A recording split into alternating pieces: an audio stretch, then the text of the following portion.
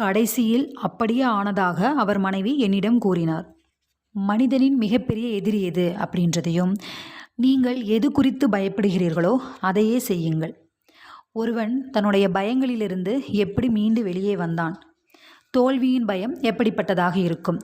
தண்ணீர், மழை மற்றும் மூடப்பட்ட இடையில் உள்ள பயங்களை எப்படி நீக்கிறது? ஃப்ரெண்ட்ஸ், இந்த வீடியோவில் நம்மளுடைய பயங்களிலிருந்து மீண்டு வர நம்மளுடைய ஆழ்மனதின் சக்தியை எப்படி உபயோகிப்பது அப்படின்ற நிறைய நல்ல விஷயங்களை, நம்மளுடைய லைஃபுக்கு ரொம்ப யூஸ்ஃபுல்லான நிறைய விஷயங்களை இந்த வீடியோவில் பார்க்கலாமா? ஹாய் ஃப்ரெண்ட்ஸ், வணக்கம்.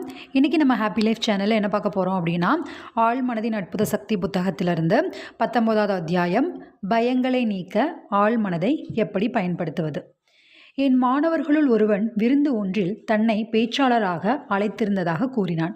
1000 நபர்கள் முன்னால் பேச வேண்டியிருந்ததால் பீதி அடைந்ததாக கூறினான். அவன் தன் பயங்களிலிருந்து இப்படித்தான் மீண்டு